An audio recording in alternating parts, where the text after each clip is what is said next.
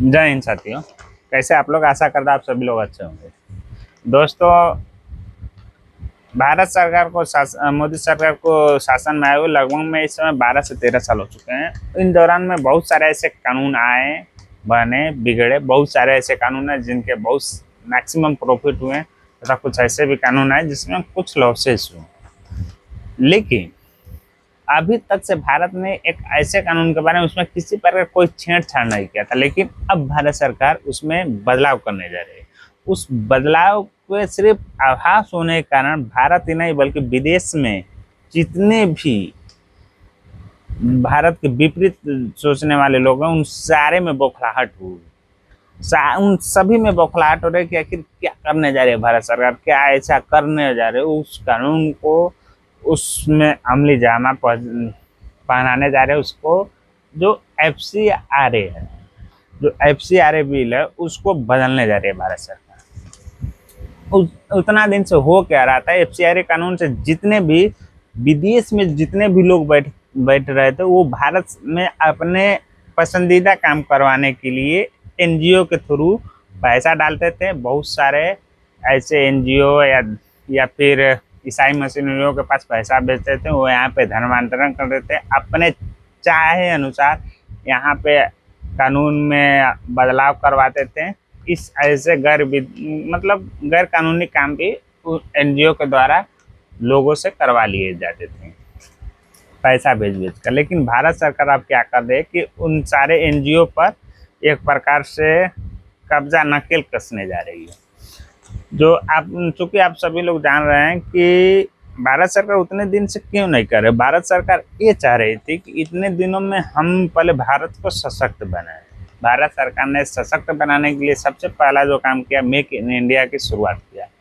उस समय पहले क्या होता था कि भारत में कोई भी चीज़ भारत में नहीं बनती थी बल्कि विदेश में मैक्सिमम चीज़ें प्रोड्यूस होती थी, उसके बाद वहाँ से बनती थी और भारत में आयात होती थी। लेकिन 2014 में मोदी की सरकार बनने के बाद बहुत सारे ऐसे मेक इन इंडिया जो जब से स्कीम लागू हुआ, बहुत सारे चीज़ें भारत में बनने की स्टार्ट हुआ। अब वो जानकर ताज्जुब होगा कि भारत में 2014 से पहले एक सुई बनाने की भी फैक्ट्री नहीं थी।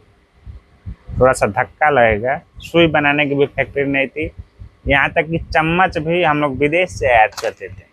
ठीक है चमचों, ध्यान देना, चम्मच भी हम लोग विदेश से आयात करते थे। चमचा भी लकड़ी के, स्टील के भारत में नहीं बनते थे। उसके बाद में 2016 में भारत ने एक UPI सिस्टम लेकर आया जो बहुत बड़ी भारत की एक शक्ति बनी। जो UPI है, जो आर्थिक लेन देन है ऑनलाइन, बहुत UPI से बहुत सरल है, जिसके कारण से भारत में UPI इतना ज़्यादा प्रचलित हुआ कि पूरे विश्व में जितने भी ऑनलाइन ट्रांजेक्शन होते हैं उसमें अकेले भारत में 60 से 70% तक ऑनलाइन ट्रांजेक्शन होते हैं। उसके बाद में अगले 2017 में भारत ने GST लाई। GST लाने से भारत में करों में बहुत भारी सुधार हुए। ठीक है, उसके बाद अगले जो कार्य किया वो PLI स्कीम लेकर आई। उसमें PLI स्कीम लाने के साथ भारत सरकार वहाँ पे क्या करती है कि मैन्युफैक्चरिंग को बूस्ट करती है। उस PLI स्कीम के द्वारा ना सिर्फ प्रोडक्ट को असेंबल कर रही थी बल्कि भारत सरकार वहाँ पे मैन्युफैक्चरिंग पर भी ध्यान दे रहे थे, जिसके कारण ये हुआ कि जो भारत सरकार मोबाइल मैन्युफैक्चरिंग में जीरो थी, वो इस PLI स्कीम के द्वारा आप देख सकते हैं कि जो एप्पल की जो आज मोबाइल आ रही है उसमें 60 से 70% भारत में ही मैन्युफैक्चर हो रहे हैं या फिर असेंबल हो रहे हैं। अमेरिका में बिकने वाले 90% जो एप्पल फ़ोन है वो भारत में मेड इन इंडिया है। भारत में या तो असेंबल हुए हैं या फिर भारत में ही बने हुए हैं। इस PLI स्कीम का सबसे बड़ा खासियत ये रहा।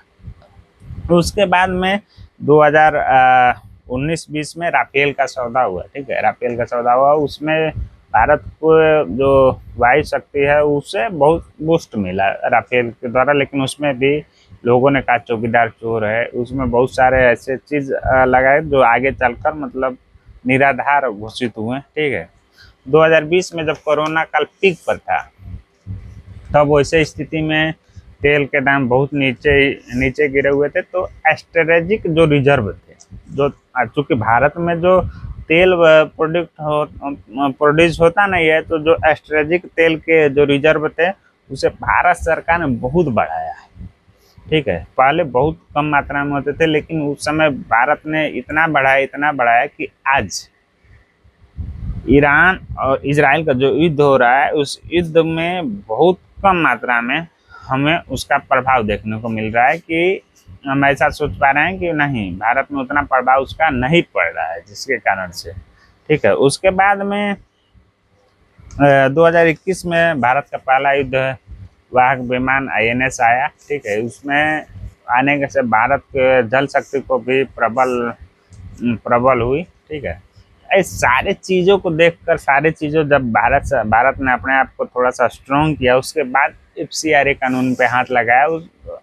उसमें हाथ लगाने का कारण ये था कि पहले नहीं लगा रहे थे, क्योंकि जो भारत में ऐसे बहुत सारे पहले भी शासक थे जो अपना शासन कर रहे थे, वैसे बहुत सारे प्रधानमंत्री जो शासन कर रहे थे, लेकिन अगर इसमें छेड़छाड़ करने की कोशिश कर रहे हैं तो पैसा देकर भारत में विद्रोह करवाकर उनकी तख्ता पलट कर दी जा रही थी। लेकिन भारत ने पहले अपने आप को सशक्त बनाया, उसके बाद में इस पे हाथ लगाया। क्योंकि हम सभी लोग जान रहे हैं कि जो G7 जो अभी हो रहा था, अभी हुआ, उससे ठीक पहले मार्को रूबियो जो अमेरिका के फॉरेन मिनिस्टर हैं, वो आए यहाँ पे। आने के बाद में वो कहाँ गए थे, आपको याद हो? वो डायरेक्ट दिल्ली नहीं उतरे थे, वो डायरेक्ट पहला जो उनका दौरा था कलकत्ता में ईसाई मिशनरियों के पास हुआ था। वो इसलिए दौरा करने आए थे क्योंकि यहाँ पे FCRA जो कानून था उसके बारे में चर्चा, उसके बारे में बातचीत करना चाह रहे थे। क्योंकि हम सभी लोग जान रहे हैं कि जो नॉर्थ ईस्ट का पूरा इलाका है, उसमें FCRA के द्वारा ही या फिर इसमें पैसा डालकर, इसमें विदेशियों के द्वारा फंड डालकर नॉर्थ ईस्ट को पूरा बर्बाद कर दिया गया। नॉर्थ ईस्ट में आज हम सभी लोग जान रहे हैं कि इसमें असम, मणिपुर और कुछ स्टेट को छोड़ दिया जाए तो उसमें मैक्सिमम जो स्टेट हैं आज क्रिश्चियन हो चुके हैं। अर्थात वहाँ पे जो हिंदू कभी बहुल होते थे, जो नॉर्थ ईस्ट के सारे स्टेट है, वो हिंदू मतलब अल्पसंख्यक में वहाँ पे आ चुके हैं, और जो ईसाई है वहाँ पे बहुसंख्यक रूप में हो चुके हैं। और इसमें जो FCRA कानून में है, उसमें जो मुख्य रूप से जो संदेश सरकार देना चाह रही है, इसमें धर्मांतरण के लिए कोई जगह नहीं है। धर्मांतरण के लिए साफ मना कर दे रही है, भाई नहीं, मैं आपको धर्मांतरण करने नहीं दूंगा, आप चाहे कुछ भी कर लो। दूसरा, धार्मिक शिक्षा के लिए भी प्रतिबंध कर दिया है कि नहीं, आपको धार्मिक शिक्षा नहीं दिया जा सकता है। क्यों? क्योंकि आप धार्मिक शिक्षा दोगे, वहाँ पे जो जनजातीय हैं उनको आप डिस्टर्ब करोगे, उसके बाद उसको हिंदुओं से तोड़ोगे पहले, और उसके बाद में आप ईसाई उसमें बनाते हो। इसलिए वहाँ पे धार्मिक शिक्षा के लिए भी आप FCRA के तहत आप पैसा नहीं विदेश से मंगा सकते हैं। और तीसरा जो बात है, इसमें मुख्य रूप से बोला गया कि जो NGO के मुखिया हैं वो कोई विदेशी नहीं हो सकता है। आपको जो NGO जितने भी भारत में जो विदेश से पैसा लेते हैं, उसका किसी प्रकार का कोई NGO उसका विदेशी मुखिया नहीं, वो देश का ही होना चाहिए। ठीक है, आप सभी लोग जान रहे हैं कि जो अभी तमिलनाडु का चुनाव हुआ था, वहाँ पे जो TVK चुनाव जीती है, क्योंकि वो सुपरस्टार थे, लोग उन्हें थालापति विजय के नाम से जान रहे थे।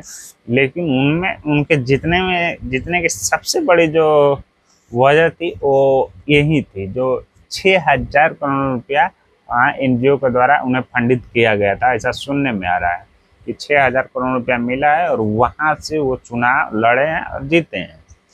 क्योंकि उनको सभी लोग हिंदू जान रहे थे, और हिंदू जानकर उन्होंने वोट दिया। लेकिन चुनाव जीतने के बाद जैसे शपथ ग्रहण करते हैं तो वो बताते हैं कि मैं जोसेफ विजय, अर्थात मैं क्रिश्चियन हूँ।